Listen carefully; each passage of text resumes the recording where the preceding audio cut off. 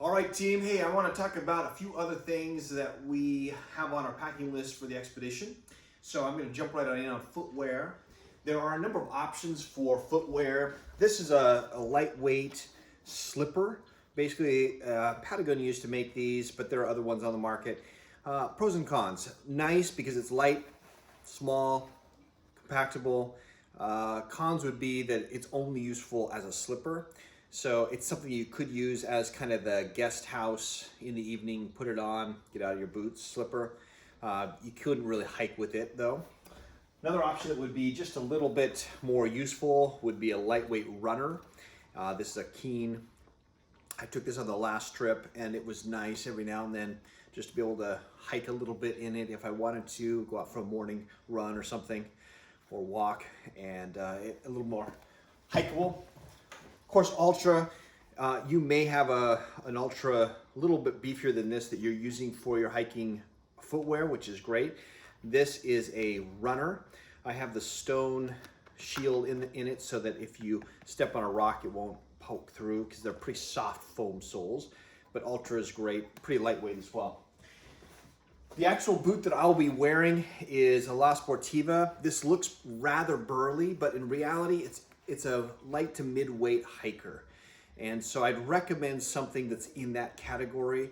I wouldn't recommend a heavyweight hiker necessarily, just because of the fact that for a lot of us, it beats our feet up pretty good after we've hiked in it for day after day. We're not carrying heavy packs. We're carrying about 30 pounds max. So with that being said, you don't need a boot any more than what you need. So I wouldn't recommend going burlier than that mid-weight hiker. So this is what I'm using. I'll also be taking a pair of gaiters along. Recommend something like this. If you want a shorter gaiter, that is fine as well. But just something for those sloggy days where we have some slush, maybe it's raining or something like that, and there's a lot of mud on the trail. This will keep the water or slush out of our boots and keep them dry, or stones as well. So a gaiter is very good. All right, I have back here a thermal rest. You all know what those are. So nice for sit pads, also nice in the case that we may need, a place to, a little more comfortable place to put your bed down at the evening, a little more insulation. All right, that's footwear. A couple other things moving on to water. Aqua Mura is a water purification system. It's chloride. It's a type of chloride that actually kills the bacteria. So you mix part A, part B, and let it sit, and then you put it in your water. So it's great for purifying and killing the bacteria. You do need to take a water purification setup. This does not taste as bad as something like iodine tablets, which I don't like the taste of at all. You can also take a SteriPen. That works really well. However, make sure you have it protected so you don't end up breaking it in the course of a trip. But note what this looks like. Comes in these two little boxes. There is a RV version of Aqua Mura. Don't get that, get this. So I got this at REI. You can get it there, I think, still, and or get it online.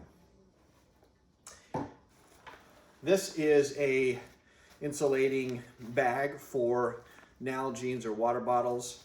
I'll have 2 Nalgene's with me, and then probably a double wall insulated hot drink container. A Contigo is what I like because it's a no spill setup. So you can see it's thick and insulated on the inside, and in a cold morning, if it is icy, the water will stay warm enough it won't get frozen. Also, I'll put hot tea perhaps in a Nalgene for a morning and have a nice warm drink until we stop for more tea. All right, moving on. Eye drops. These are some lubricating eye drops that I like to use in the dry conditions with the high sun, reflecting off the snow. For instance, Sustained Ultra eye drops, something I'll be taking. And then, of course, some zinc, different versions of zinc, but don't forget that in your sunscreen quiver. We want to make sure we're covered and we don't want to get fried out there in the backcountry. I have a waterproof box. This is a Husky from Home Depot. but you may want something pretty solid if you have sensitive equipment that you're bringing along, like your phones or something that you don't want to get wet or damaged. Pretty shockproof, pretty bomber. I would recommend only taking one because of the fact that they're heavy. So if you're going to take something like this, make sure that everything you're taking can fit in it, and it's a pretty lightweight, or yeah, it's only one, so it's not going to be a heavyweight addition. Ziploc bags work really well too. You can take extras because they will wear out. So you could also think that way if what you have isn't that much, and or you think a Ziploc bag would keep it waterproof and protected. All right, wipes, very recommendable. They keep us clean in the evening, especially there won't, in the places where there won't be showers each night, to have a wipe that you can wash down. These are biodegradable. In the remote areas, we're going to be packing out our trash, and even in most of Nepal, trash gets either buried or burned, which is not ideal, but that's what they do. So if it's buried, biodegradable is obviously what we want, and so I recommend doing biodegradable as much as of everything we can. So speaking of which, this is the soap that I'll be taking. It's 18-in-1 hemp soap. Comes in different flavors, so you can get what you like, but you can use it for everything from washing, toothpaste to shaving. Good soap, good soap. Theology's a bit sketch, I suppose, but good luck with that. All right, glacier glasses. Glacier glasses are a little different than sunglasses in that they have better coverage of your eyes. So if you notice on these, when you see the side of the eye, it's covered completely with a lens. And so these are a Jobo sunglass. Comes in a nice protective case.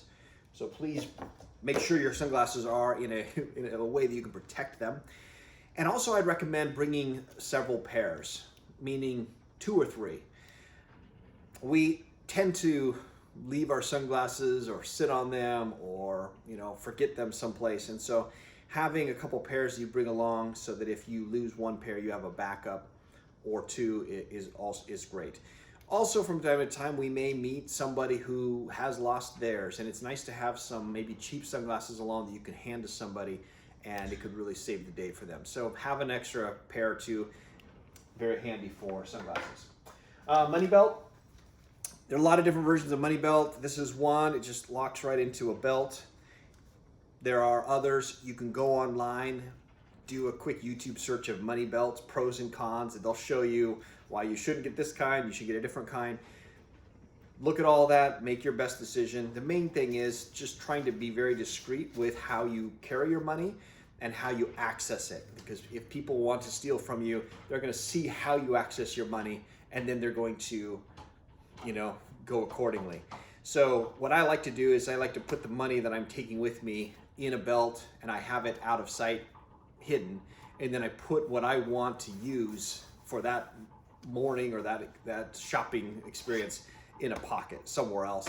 And it's not much, but it's just enough that I need, and that way I'm not accessing the big passport and all the rest in my money belt every time I'm trying to get money out. So think about how to store money elsewhere, but then you have your bomber under your clothes money belt. But make sure you have something. A wallet is not recommendable over there. In Kathmandu is the biggest issue that we're looking at, where we have pickpocketers or something like that. And I've not experienced that myself in Kathmandu, but as always, use good caution and be aware.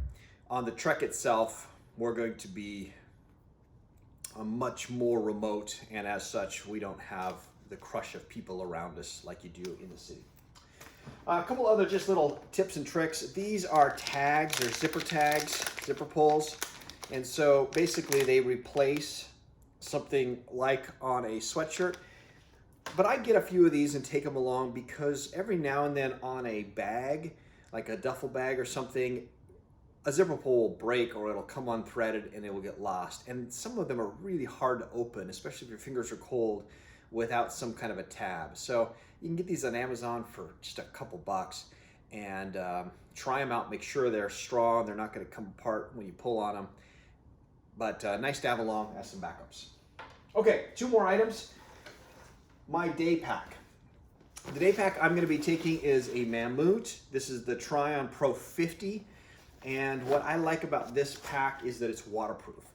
You don't have to have a waterproof pack, but if you choose to have a waterproof pack, it just keeps everything dry on your pack and of course inside as well. If you don't, then I would highly recommend using those garbage bags that are on the packing list to put all the things you want to keep dry in your bag. And those work very, very well. So that's a great method.